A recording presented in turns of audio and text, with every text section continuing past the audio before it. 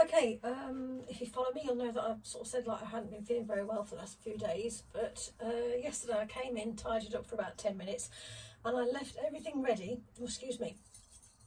I got this sheet taped off. I've got several sheets taped off behind me. Everything was set, laid out, ready for me just to come in and just splosh around with some paint. I decided to try a very limited palette. I've used Daniel Smith Payne's Grey.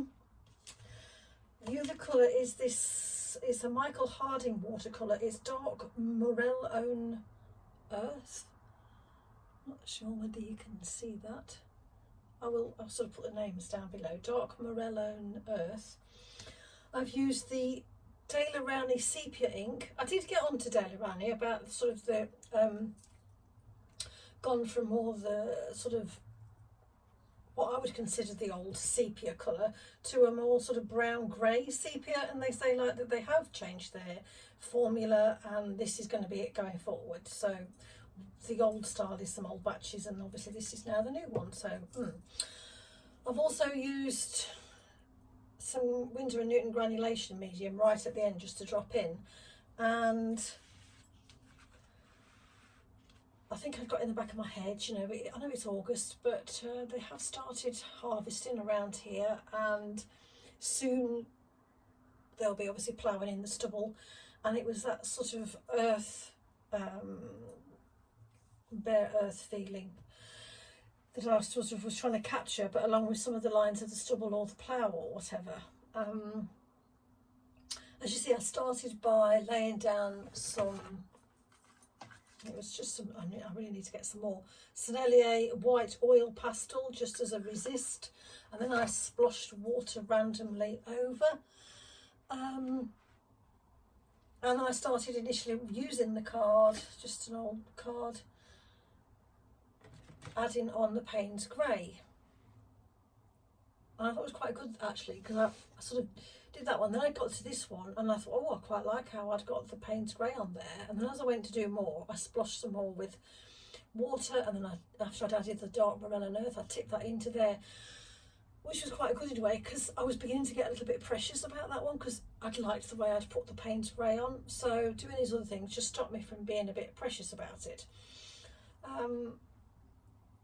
I mean, obviously if you've watched me you'll have seen that that's the order that I did it. The oil pastel, splosh some water, some Payne's Grey on, then the dark Morellone Earth, followed by the sepia ink with a bit of touching up here and there, and then odd places I dropped in the sepia ink.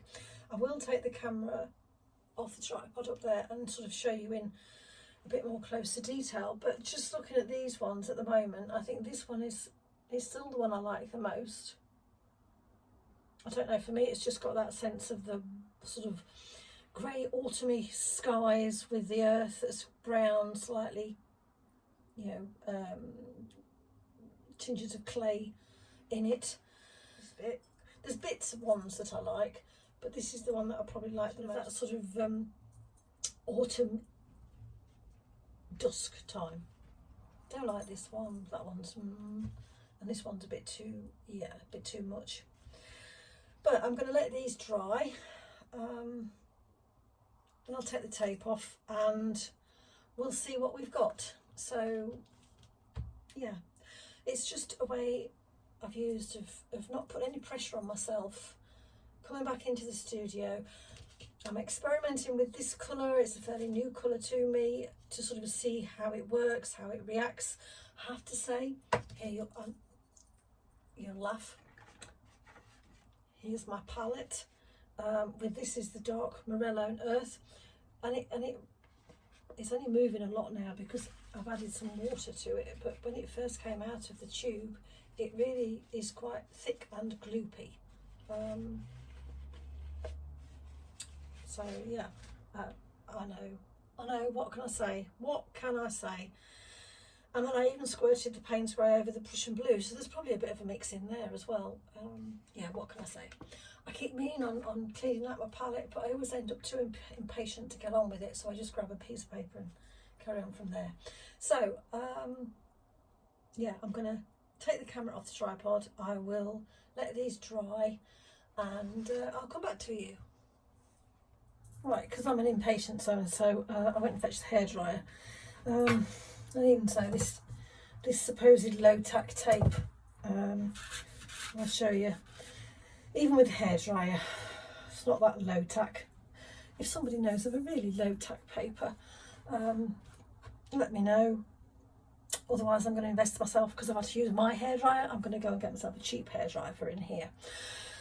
But now I've got the tape off and I can see, there's some bits that, as I say, this was just a warm-up exercise to get me going in the studio, but also to have an experiment with this dark Morellone earth from Michael Harding watercolour, just to see how it behaves. As I say, it's quite, I don't know what's the word, gloopy, I want to say. I'm not sure that's a technical term, but it's my term at the moment. This one, and I know you shouldn't have favourites, it's just a warm-up exercise, but if you're anything like me, you know, you'll look at these and you know, some of the point of the exercise is to find out what you like and what you don't like, so you know where to go when you're moving forward. So sort of have a look at these and look at the bits and sort of make a mental note of the ones that you like. As I said, I mean, this one's not quite dry. I was going to try and dry it with a hairdryer, but there's always that danger that it's just going to go pew all over and then I'm going to lose that. So at the moment I'm just going to let that dry. I might just slightly darken this bit here. We'll see when it's totally dry, but that's the one that I like the best. Then it's this one with this granulation in it here, although I feel it needs a little something else. And I quite like this one, although I think it needs some more darks in it, because it's all a bit the same tone at the moment. I think that's a bit bitty. That one's got some energy in it, and I quite like these sort of the scraped washes. No, that one's, I like these where I've dragged the spatula through to give suggestions either, I don't know, of fence posts or, you know, with the ploughed furrows.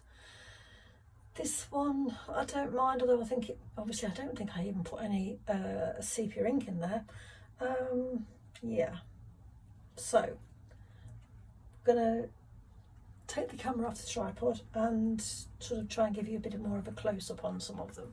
So bear with me. It's the one that I really like.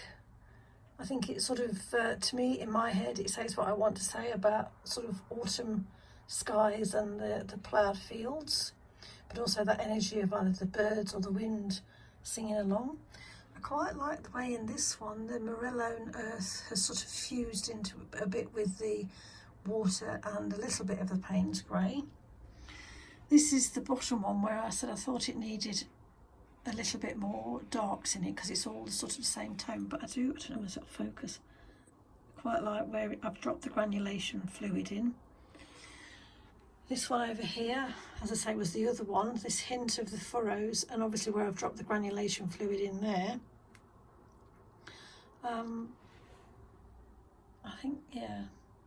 I think, as I say, that one and that one's my favourite. But it's certainly given me ideas as to where to go, how this Morellone earth works. I think if I try and mix it with slightly more water, I might get more effects as it dilutes out. Something to experiment with in the future. And like I say, here I feel it might just need slightly more dark there, but we'll see when it's totally dry. Right, as I say, I will put a list below of the products that I used, not including that tape. It was sold as low tack tape, but obviously it's not. But yeah, like I say, a quick, easy 10-minute warm up, or slightly longer, gives you a chance to just get your arm moving again after a little while and try out new colours. So why don't you give it a go and let me know how you get on.